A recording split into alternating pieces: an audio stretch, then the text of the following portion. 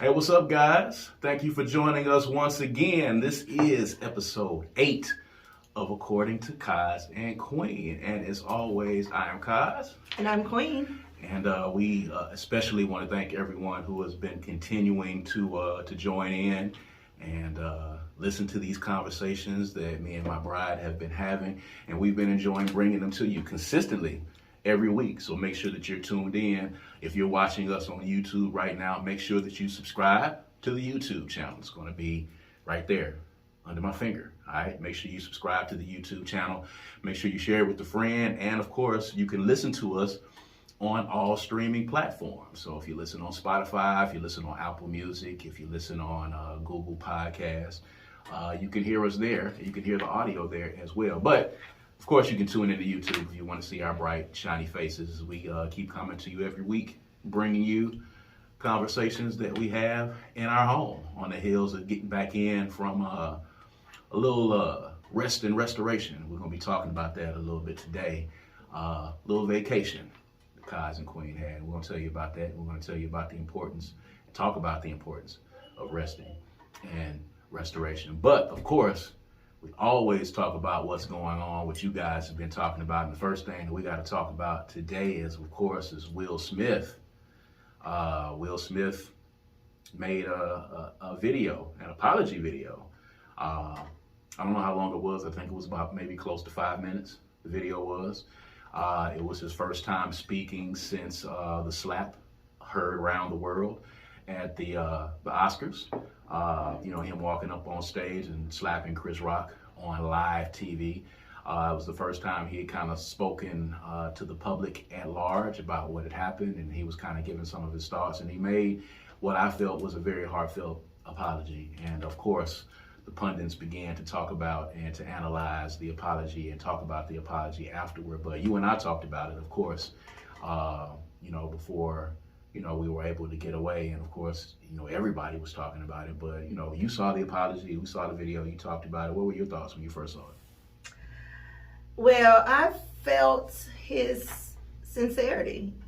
For me, there was no question about his sincerity and his authenticity with giving it. People think, that he's an actor and this is a ploy to get him back in the graces. Listen, Will Smith got enough money to never have to do anything else again. He don't Absolutely. care at all about being in our good graces. He has always presented himself as being an ongoing work of progress. Mm-hmm. And I appreciate that, because that's what we all are doing. Nobody's perfect, So for him to say, the thing that got me about his apology was, not only did he apologize to Chris Rock, which was great, and admitted that Chris Rock wasn't ready to talk to him, and he understood that. And most people would have taken that offensively and would have gone on into a whole nother kind of rant about that. Positive. He understood, I've done this. I have to surrender to this man's healing process the way I've surrendered to my own. And if he never speaks to me again, at least he knows I'm sorry. Right. I'm sorry. Right. What he's able to do in his own forgiveness is on him. Right. But I'm sorry. So I appreciated that. But then the man apologized to Chris's family and to his mom. Right. That to me lets you know that he's doing the work. Mm-hmm. Because most people don't understand that act didn't just hurt Chris Rock. Right. It hurt people who love Will. Right. People who understand their relationship. So he is internalizing it all in order to, like he said, not operate from a place of shame and brokenness. Right. Right. Which most people, the idea of that, as a healer, I can appreciate that. Mm-hmm. As a person who constantly is trying to work through my own stuff, I know that oftentimes you mess up and you do stuff, and sometimes you be outside yourself when you do it. Right. He did say that he kind of blacked out. Yeah, and that doesn't alleviate the blame from you doing it just because you weren't intentional, which is what a lot of people get wrong. Just because you didn't mean to do it, don't mean it didn't happen. Right. Just because you didn't mean to hurt somebody's feelings or you weren't trying to be offensive doesn't mean that person's feelings weren't hurt or that they weren't offended. So you have to take the position as a learned individual, as a person who processes things and who understands emotion. You have to take that and say, well, it wasn't my intention. And don't tell them it wasn't your intention. That does nothing. It doesn't do anything. So just say, I acknowledge that this hurt your feelings, and I will do better.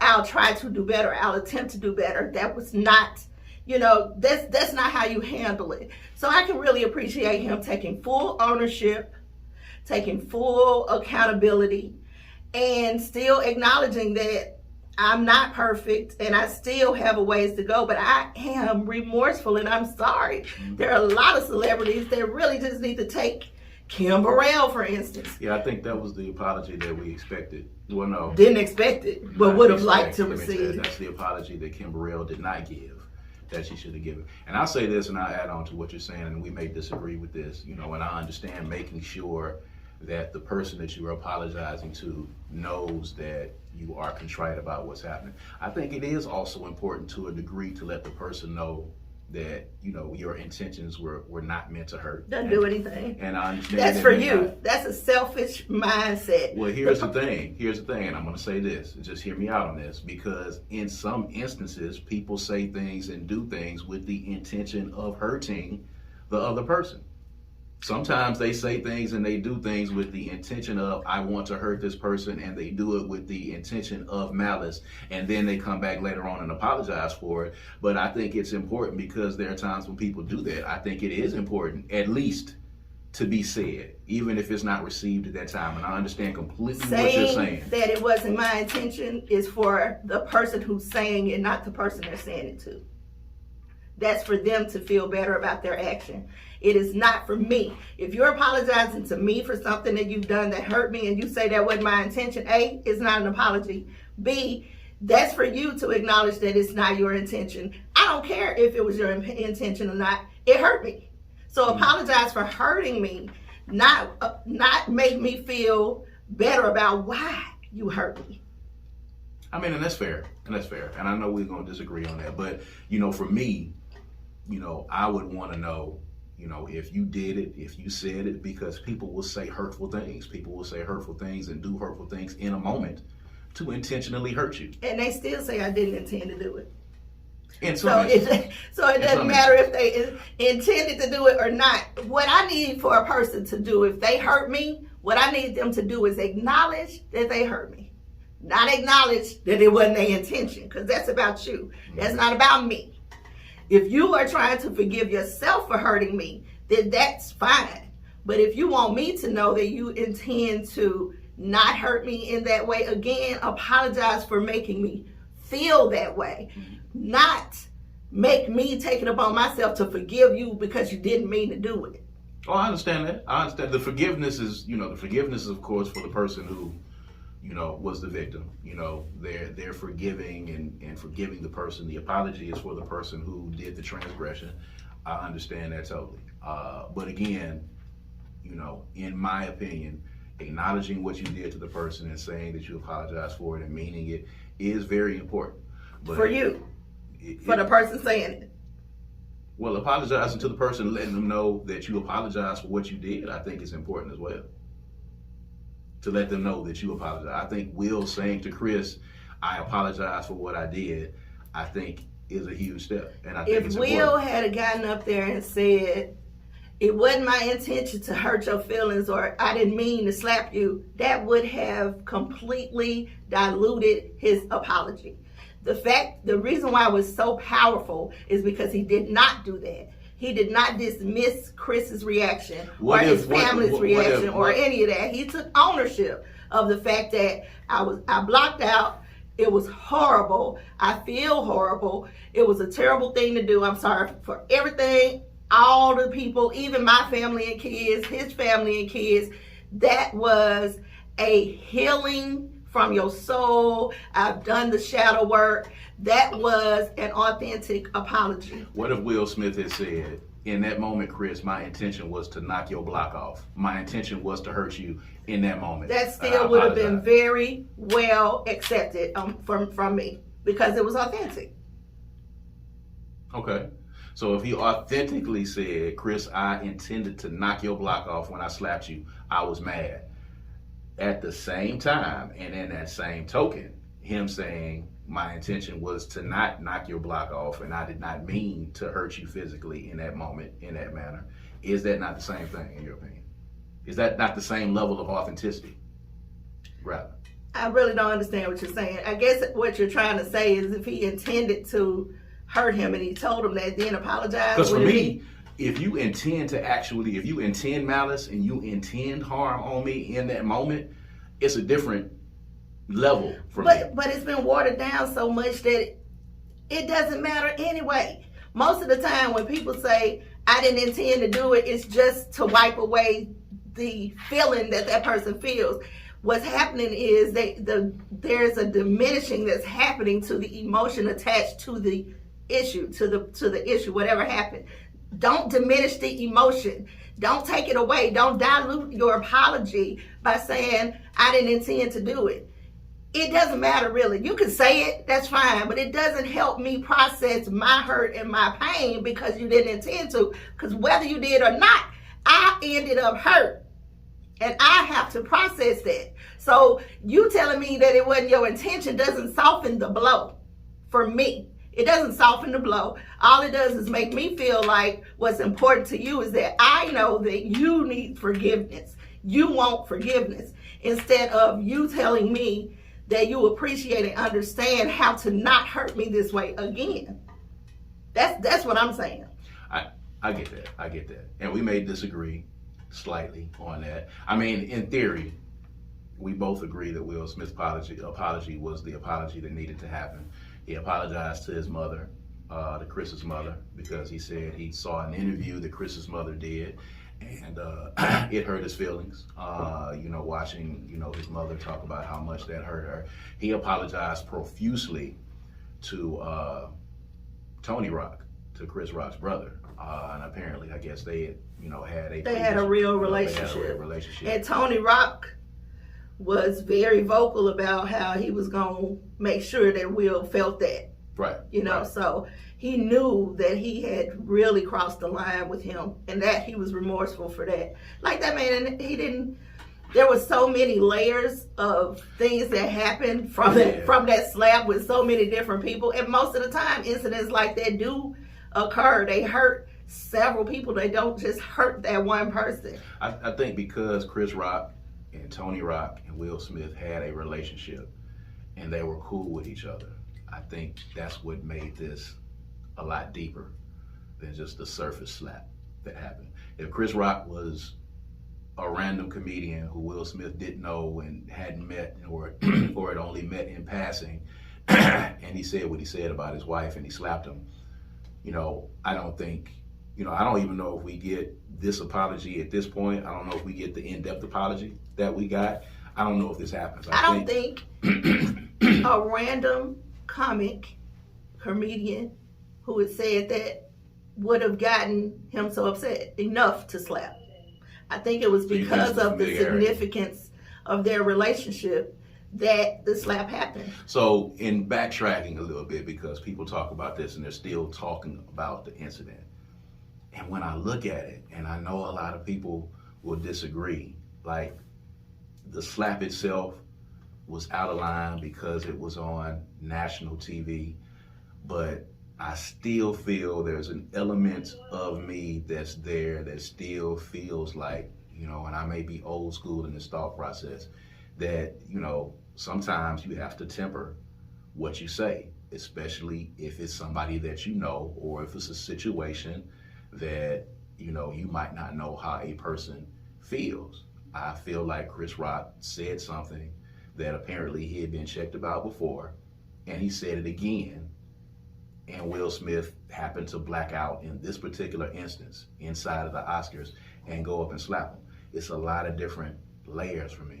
Will should have apologized. I think that is the prudent thing to do. Should Chris Rock have apologized? In my opinion, when they do eventually talk to each other, when they do have their come to Jesus meeting, whenever that is, I think in that meeting privately, I think, Chris may apologize for it, especially if they've had a conversation about it before. You know, I think he should. Why should it be private? Why should his apology be private? I mean, he needs to. If he was going to apologize for saying what he said about Jada, he would have done it already, I think. Well, he has said, I'm not a victim. Like, put that energy into something else. He doesn't want people expecting, like, treating him like, oh, Chris Rock, they did that to Chris Rock. Like he said, he wasn't a victim. And I think that if he did apologize, it would kind of hurt the credibility, or at least his image, and make him softer. I think that's probably what he's thinking. If he apologized to Jada for saying that, he got to figure out who he going to be from that point on, because everything he says all the time is rude and it's right on top of the line every time. So I mean, and it just depends. I don't want comedians to feel like they have to censor themselves, but I do want people as human beings to be able to discern at what point I can play with somebody and at what point I can't play. And I really just believe that Chris was well aware and just thought, I'm gonna shoot this shot. Will ain't gonna do nothing but laugh. It'll be ha-ha. Or he'll come back to me later and say, I told you not to do that. Don't do that no more. Right. Either way, I don't think he expected Will to walk up on the stage at the Oscars and smack him. I don't think he did either. I think everybody was shocked. They thought it was a joke at Will, first. I think, was shocked. Will blacked out. And to this day, and maybe going forward, we may never, ever actually know what was going on in Will's mind at that moment. He said he blacked out. Well, I'll tell you this. I believe that on any other given day, I think Will had his own stuff that day. Yeah. And he wasn't in a position to retrieve it well. He was probably operating in a low vibration. But I think on any other random day, it wouldn't have turned out like this. Yeah, I mean, I think it was the wrong day, the wrong time, the wrong person. Who knows what happened, you know, when Will and Jada were on their way to the Oscars. They're a married couple. I mean, you know, if people were privy to a lot of the conversations that we have in the car before we make it to wherever we make it to, then, you know this. And anybody out there that's watching this married or in a long-term relationship, not a short-term, but a long-term relationship, you know, those conversations. I was watching the episode of Martin the other day where they were getting ready to go to their engagement party. And Pam was having the engagement party, and they never made it to the party because they argued the entire time.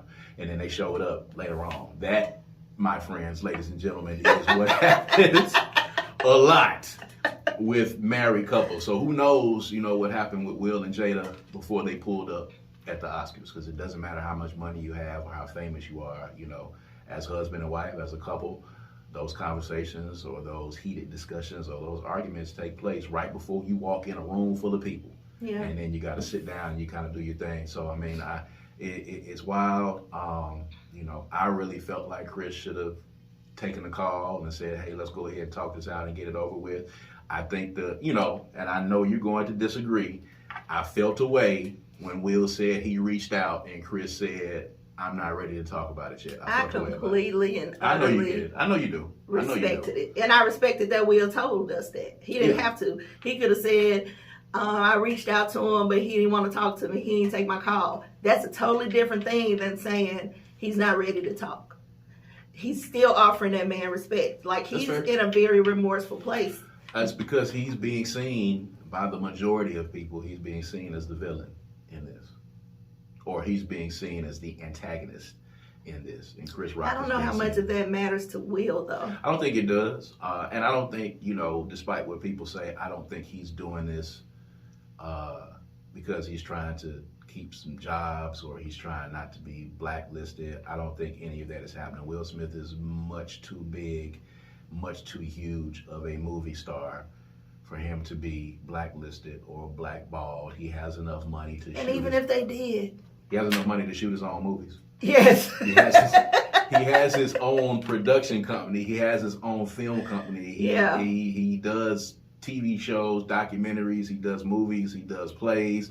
He has enough money to do all of this on his own. So, you know, even if you don't hire him, he can just film stuff himself. Or he could not.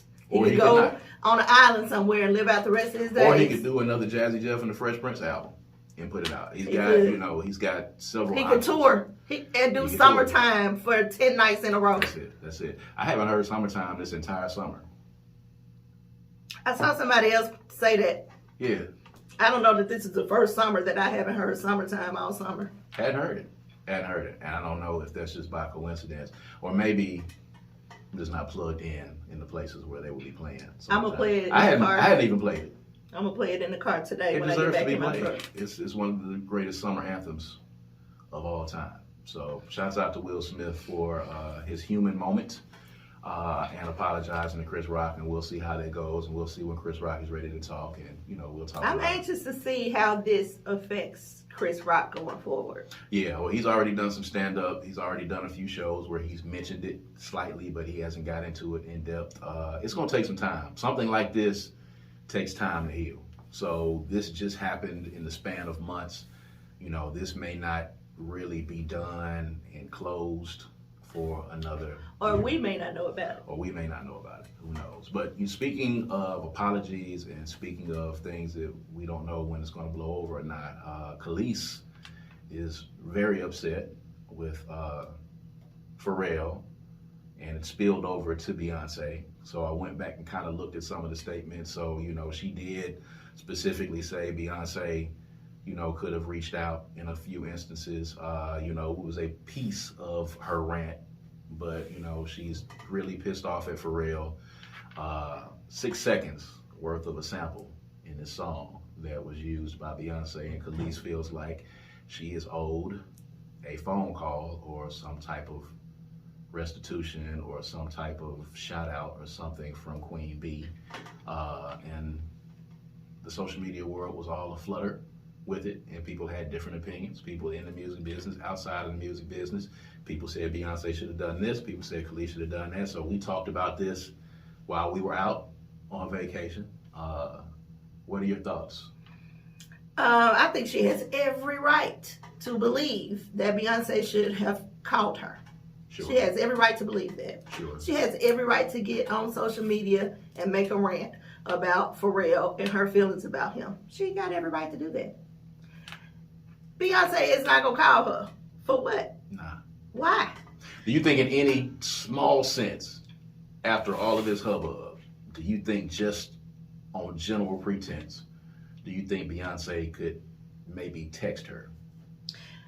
I'm going to tell you, Beyonce is an enigma for me. Mm-hmm. I don't know how Beyonce is going to act on any given occasion. That's like, true. she always flip-flops stuff. She's always stretching, expanding, going beyond. So You never know. she could have a moment where she's like, let me test this girl. You know what I'm saying? Because Kelis said they know each other. She got a phone number. So she could do that. She was even saying, like, her management people could have reached out. It didn't have to be her. It didn't have to be You think Beyonce. she got the real number? I don't know. She dated Nas. I mean, they were married, wasn't they? Yeah, they were married. So maybe there is a more intricate relationship than what we know. But Maybe, that's a possibility. You're exactly right about that. And you're right, Beyonce is an enigma. There's a part of me that feels like one day she'd be sitting around and is like, I don't want her feeling like this. I'm going to call her. yeah, But then there's another part of me that says, Kelis, girl, bye. this is not even crossed her. I mean, of course, she knows what's happening because it's been everywhere. So there's a part of me that also says that she's just letting it fly. She may have somebody who run down where her name popped up every day, and just so she'll know. And that's it. That's all the attention that she's giving it. Or, maybe she will reach out. I don't know. She's not one of those celebrities that you could pinpoint what she's going to do. Yeah. And I like that about her. You just don't ever know. What I'm more curious about is why people care about Kelis's rant. Because she's going at Beyonce. Yeah. Because Beyonce was kind of mentioned, if it's Kelis making a rant about Pharrell and she's done it before, we've heard it. We know that, she used to be on Star Trek. We know that possibly, I don't know, allegedly, maybe y'all have dated. So Do you know the story to what happened between her and Pharrell? I don't really know the story. I think when she divorced Nas, I think, at that time she was kind of backing out of the music business. She's a celebrity chef now, and she grows, organic vegetables on this farm now. She has this cooking show, and her handle on social media is not, her handle is based upon what she's doing now in the cooking world. So she's kind of backed out of this, which made it kind of strange to me that if you are taking these strides to kind of go into another direction, which everybody, you know, she was a part of the cooking show we watched on Netflix. If you're making these strides to kind of back out of it a little bit, you know, but you're still kind of salty. She not healed. Yeah. That's the difference between her and Will Smith. She hadn't tackled the issues and the triggers that's left over from whatever happened between her and Pharrell. And Pharrell has not apologized for him either. That's if he feels like he needs that might to be contributing to why she's not healed. And that, I think, has a lot to do However, with it.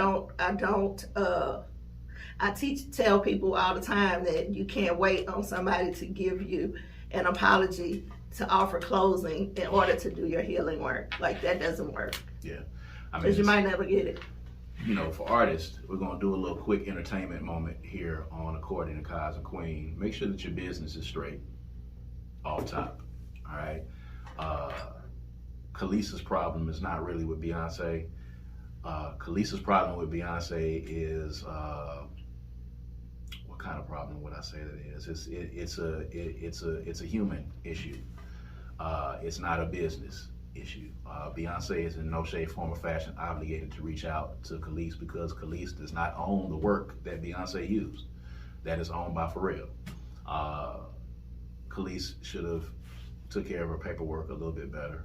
She's not even a writer on the song. She does not own the song in any shape, form, or fashion. She performed on the song that other people wrote and that Pharrell owns.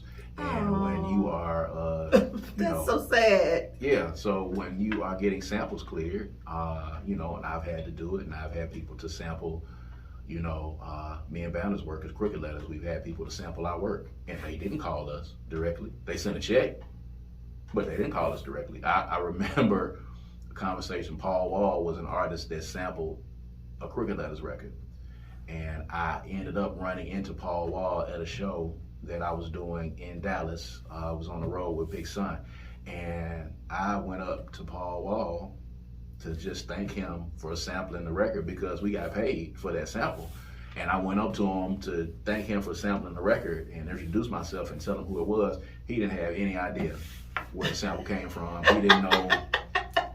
That was yours? Yeah, he didn't know. He went in and rapped on the song. The producer, you know, had the sample, and when they got ready to clear it, the record company went in and cleared the sample. The producer got the sample clear. He just came in and rapped on it. He didn't have any idea where this sample came from. You know, he was using Get Crunk, and he used it.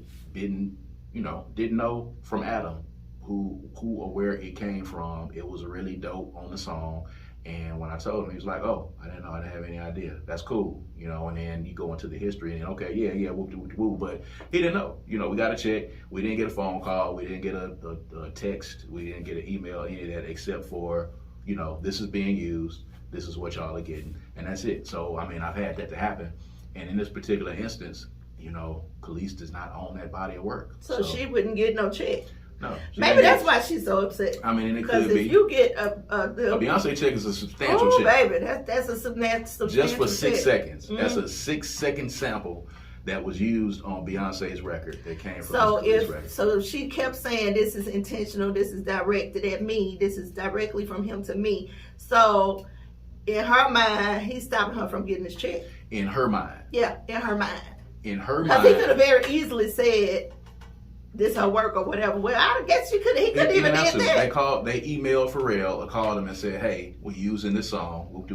Can we get clearance for him?" And he said, "Yeah." They did the paperwork and that was it. It may have been incumbent upon Pharrell at that time to hit Kelis up and say, "Hey, they're going to use this, and I'll kick you down a little XYZ, you know, for it." But their relationship is not at the point where this happening right now. So I mean, you know, she could be madder at Pharrell than she is at Beyonce. I'm sure she's not mad directly at Beyonce because Kelis understands how the music business works. She did it at a very high level. She had hit records. She toured. She was married to Nas. She understands how the music business works. And she understands that even the samples that Pharrell used on her records when she was signed to Pharrell, she didn't talk to the people that he sampled at all. So, you know, and Pharrell doesn't really use a lot of samples, but she didn't talk to the people that was sampled on those records that she did for the Star Trek label. She didn't talk to any of those people. She understands how the business works. So I think because this is Beyonce and Beyonce is hot right now, and that 6-second interpolation that she used is going to eventually turn into hundreds of thousands of dollars in royalties because of Beyonce. Sorry, Kelis. You gotta handle your business a little bit better. Artists, handle your business up front. Make sure your publishing is taken care of. Make sure that your points are taken care of. Make sure if you do anything on a record, on a song, make sure that your name is put on that record as a writer. And if it's not put on that record as a writer and they try to pay you and to get you out of the way, then you need to get you a lawyer and make sure that you take care of that, because in some instances the song might not do anything and you may come out better getting the check up front and leaving it alone. But if it's somebody like Beyonce or somebody else's song, the royalties could be worth a lot more. So it's incumbent upon you to have your business together. Kelis didn't have her business together at the time. It's a story that hundreds of thousands of artists can tell you.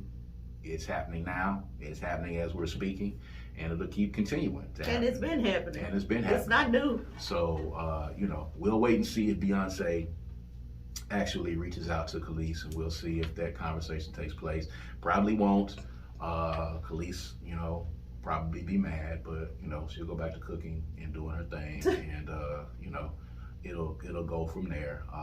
But clearly her and Pharrell aren't healed, and they haven't had their come to Jesus meeting and had their talk. So that's going to probably continue on at some point. And this is the first time I've heard anybody sampling anything that Kelis was on anyway. So who knows if that's going to happen again. We'll see how that happens. But speaking of which, this was a conversation that we had while we were out resting and restoring.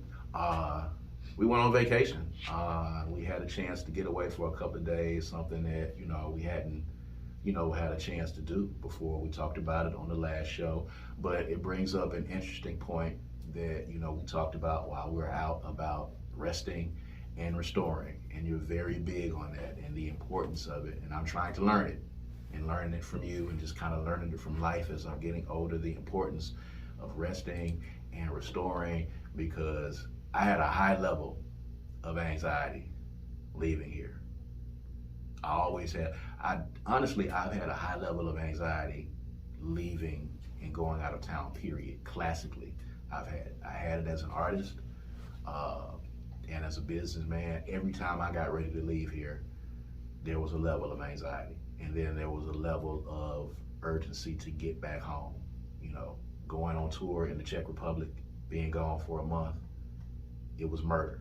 It killed me. It was okay after about 2 or 3 days, I'm cool. 2 days, I'm cool. Third day, it's crazy for me. So being overseas for a month, being in Ghana for 2 weeks, going to this place or that place for a few days, going away and going to the beach for 2 days, leaving here was a level of anxiety for me, Plus we didn't have the little one with us, and she was here. So I instantly always miss her when we leave and want to get back to her when we leave. And then I'm worried about, is the microwave on high? Is the sheets on the bed here? Did I leave a banana out? Is the banana gonna be rotten when I got back? Is there some chicken in the oven? What happens if a wolf jumps out of a tree and jumps on the roof and digs into the house and tears up everything? What happens if somebody throws a cigarette in the trash in the front and the house catches fire? It's all kinds of things. So it's very hard for me to kind of settle. But we had this conversation. So, for you, and you talk to your clients about this, resting and restoring and the importance of it.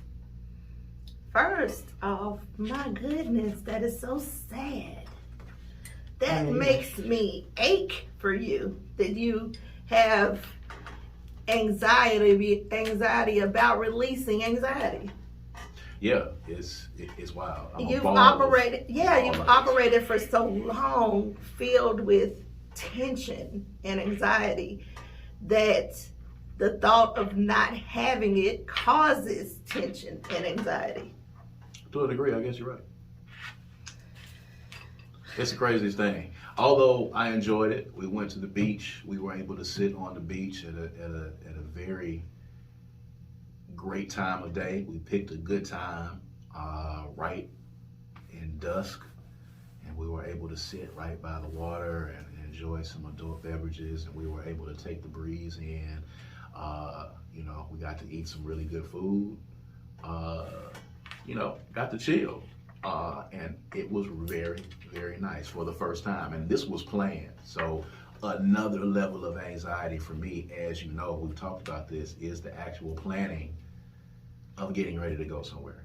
And the planning of actually putting the time and effort into putting a trip together. So there was anxiety for me there in, you know, getting, you know, hotel, you know, booked and the Airbnb and the transportation and where we're going to go and this and that kind of thing. It was a lot. You know, that there are people out there who do that kind of thing for a living. They're called travel agents. They put all that together for you? Yep, you don't even have to do they charge to do that. I mean, I can do that charge. Myself. I think I put together a very good trip. You did, but you went through anxiety trying to get it done. You don't have to. See, that's the thing about restoration and resting. Like, you have to understand who you are, what you can do, and what you can't do. Sometimes spending money on a travel agent to lessen the amount of anxiety is just as important as the rest and relaxation. I can imagine. Not necessarily saying that, I mean, you know, you just learn what you can do and what you can't do. The point is to get to a position where you are not always filled with anxiety. I've tried to teach you certain things to do to release the anxiety. You don't do those things. I'm working on it. Okay. Okay. We, you know, the meditation and the prayer, the breath work, putting your phone down. Like, I've told you a whole lot of things that you can do. You won't do them. So your issue is you need to make a choice. You need to make a decision that you want to be different and you want to exist in a different place. That's a choice that you have to make. But speaking on the vacation, it was really good. Like, as you said, I'm intentional about restoration. I'm gonna get mine. I'm gonna get my restoration. Sometimes you come in the room when I am in my restoration mode and you can feel the energy and it's really calm and it's really, chill.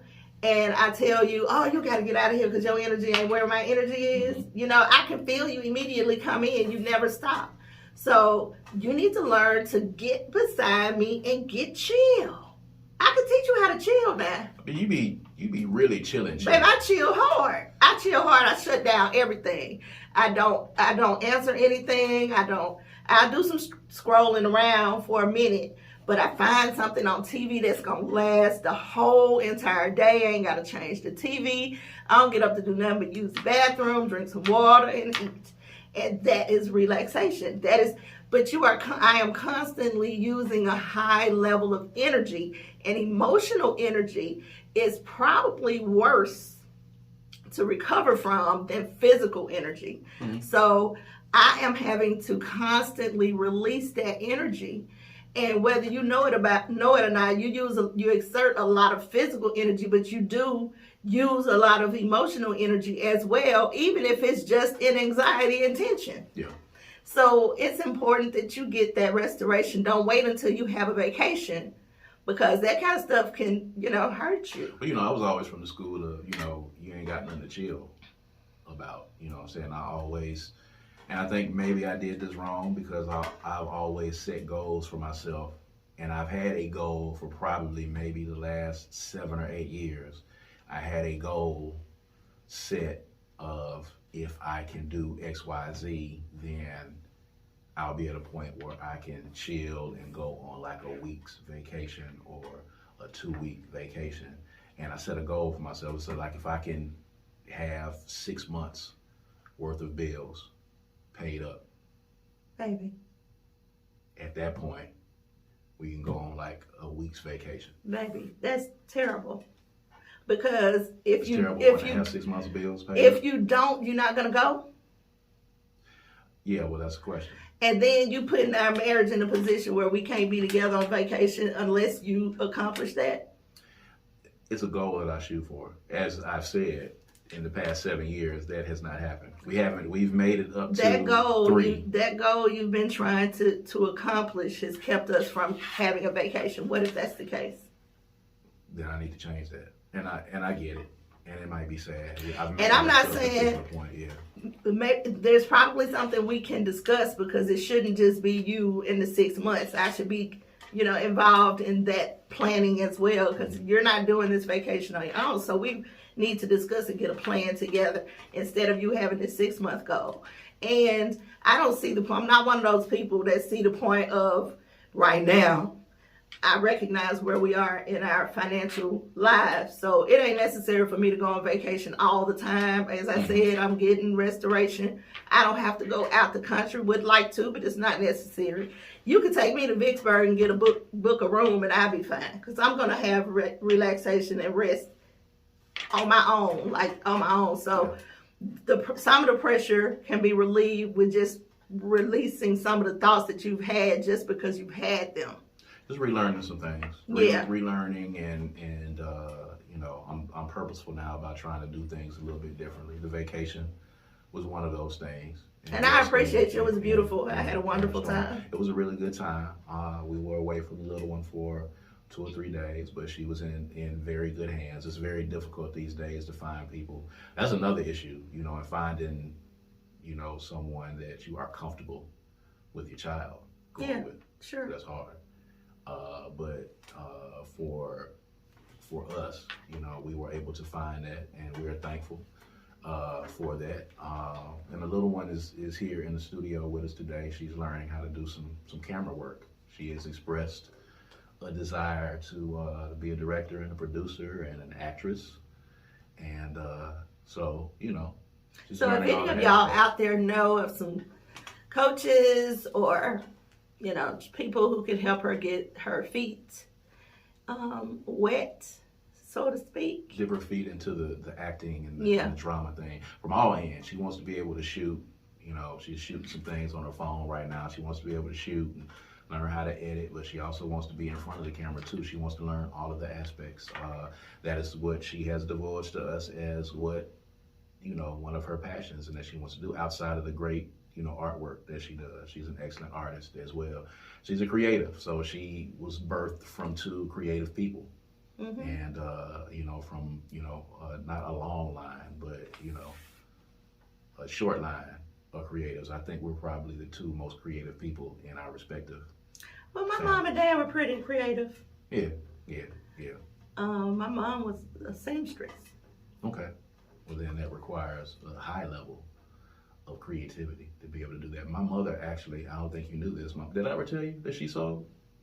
No, I don't think so. She sewed. She made clothes for us when I was a little younger, and that stopped after a while. But she used to go get those little sewing packs that had the patterns, outfit on the front and the pattern on the front. Yeah, she had a Mama sewing did machine, that too. And she actually put that stuff together. Maybe there was a time back then where that was out of necessity. It might have been. And my dad actually is the person who taught me, ironically, he's the person that taught me how to use a needle and thread and how to sew and how to put patches in, because he was in the Army and he learned how to do it, out of necessity for fixing stuff. So he actually told me how to, put the thread through the eye of the needle. He showed me how to patch up. So for the longest time, whenever I have little holes or tears in shorts or shirts or stuff that I have to put patches in, I was able to do that on my own. They taught me how to do it. So it does take a level of creativity to be able to do it, and repetition to be able to do it. Anything repetition when you learn how to do it. But,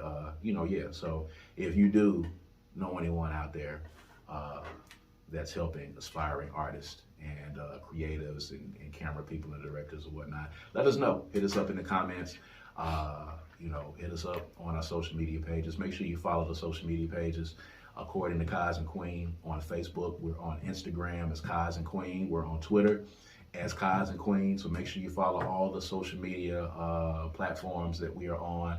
Make sure you check us out, the audio for the podcast, of course, on all streaming services. And of course, make sure you subscribe to the YouTube page and check us out here. And thank y'all. The last episode 6, was our most viewed episode on YouTube. So, I don't know if people are just kind of catching on to what's happening or if the subject matter was really good to y'all. So whatever that case is, man, please make sure y'all are continuing to stick with us. We're growing and being consistent, learning to be consistent in 2022. In order to get to a goal, you gotta make sure that you keep doing it consistently in a timely fashion. So we're gonna keep bringing you this content every week, every 7, 8 days, 6, 7, 8 days. We're gonna bring you some brand new discussions, and we're gonna expand on that as well. So we want y'all to keep sticking with us, man. So we appreciate y'all for sticking in.